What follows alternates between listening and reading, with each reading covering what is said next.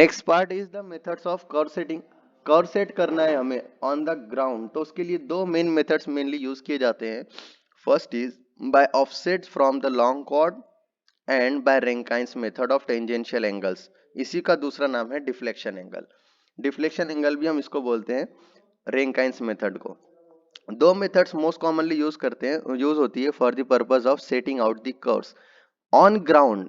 जब मतलब आप तो डिजाइन कर लोगे साइड के ऊपर की जो कुछ भी रिक्वायरमेंट्स है उसके हिसाब से आप लैब में बैठ करके कैलकुलेशंस करके आप डिफाइन कर लोगे कि आपकी लॉन्ग कॉर्ड कितनी रहेगी, लेंथ ऑफ कर्व कितनी रहेगी, ऑफसेट्स कितना रहेगा, अपेक्स डिस्टेंस क्या रहेगा, ये सारे कैलकुलेशंस आप कर लोगे और आपके पास में एक स्कीमेटिक डायग्राम आ जाएगी। लेकिन इसको ग्राउंड के ऊपर किस तरीके से इसको बनाना, इसको इम्प्लीमेंट किस तरीके से करना, तो इसके लिए दो मेथड है। फर्स्ट मेथड है ऑफसेट्स फ्रॉम लॉन्ग कॉर्ड। तो पहली मेथड हम डिस्कस करेंगे offset from the long chord. देखो ये डायग्राम याद रखना है आपने। Offset from long chord method के लिए this is the centre of the curve, this is radius of the curve, ये दोनों रेडियस सेम रहेगी, ठीक है।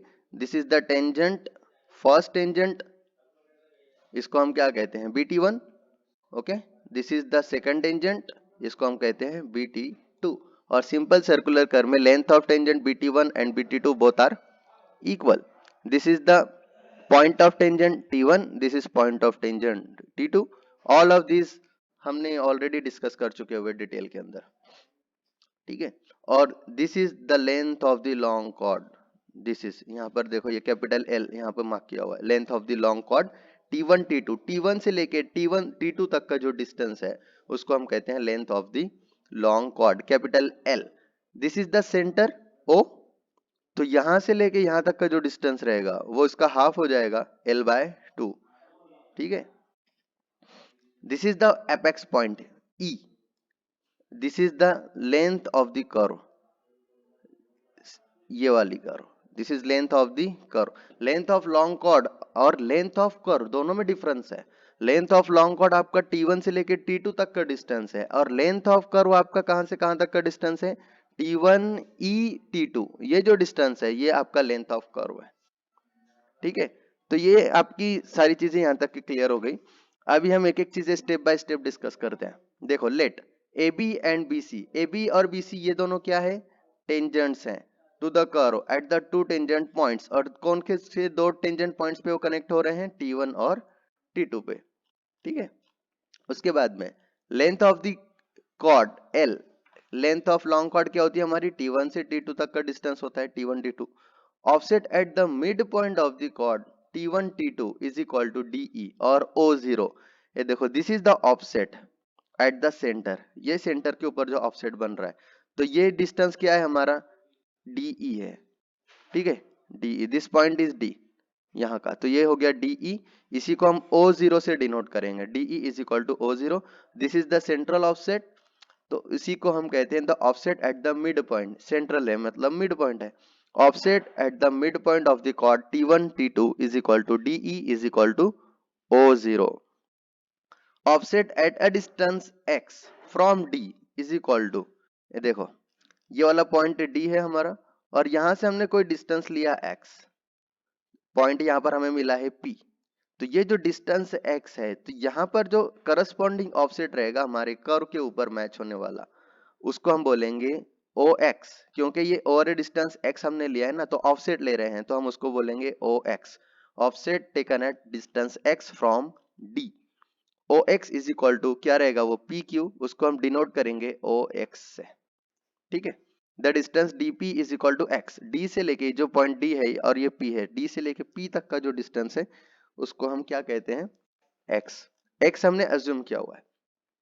Radius of the curve R, this is radius of the curve, ठीक है। O से लेके T2 तक के या फिर O से लेके T1 तक के या तो फिर O से लेके E तक के, ये सारे के सारे डिस्टेंसेस क्या रहेंगे आपके, सेम रहेंगे, because this is the radius of the curve, radius of the circle, and radius of the circle is same from centre. तो सेंटर से ये सारे के सारे डिस्टेंस आपके सेम रहेंगे, OT1 भी सेम रहेगा, OT2 भी सेम रहेगा और OE भी सेम रहेगा। So the radius of curve capital R is equal to OE is equal to OT1 is equal to OT2. यहां तक के क्लियर है? कोई प्रॉब्लम है? नहीं है। These are the very basic given. जो कोई भी एलिमेंट्स थे हमने उसको क्या किया है, नीचे वर्डिंग में लिख लिया हुआ है। Next, derivation of the exact formula. आपको एग्जाम में आई थिंक ये क्वेश्चन आना पॉसिबल नहीं है, लेकिन आप याद रखो कि ये जो फॉर्मूला है, this is actual the formula.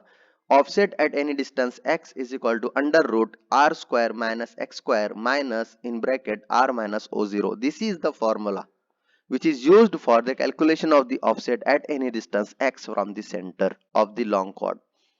This is the formula. आपको यही याद रखना बहुत ज्यादा जरूरी है, ठीक है? This is IMP. OX is equal to under root r square minus x square minus r minus O0, ठीक है? और O0 कैलकुलेट करना है। यहाँ पर आपको देखो O0 की जरूरत पड़ेगी। O0 means offset at the centre, तो उसके लिए ये फॉर्मूला यूज होने वाला है। O0 is equal to R minus under root R square minus L by 2. O0 means offset at center is equal to capital R. R means radius minus under root R square minus L by 2. Okay, ठीक है? This is the formula जो ऊपर आया था, ये derive करके यही formula आया हुआ है। OX is equal to R under root R square minus X square minus in bracket R minus O0, ठीक है? So these are the formulas which are used for the calculation of the offsets, and this method is, ये जो method है इस method का नाम है by offset from the long chord, ठीक है? This is the approximate formula for calculation of OX is equal to x L minus x upon 2R. ये भी एक approximate formula है, आप इसको यूज कर सकते हैं, ठीक है?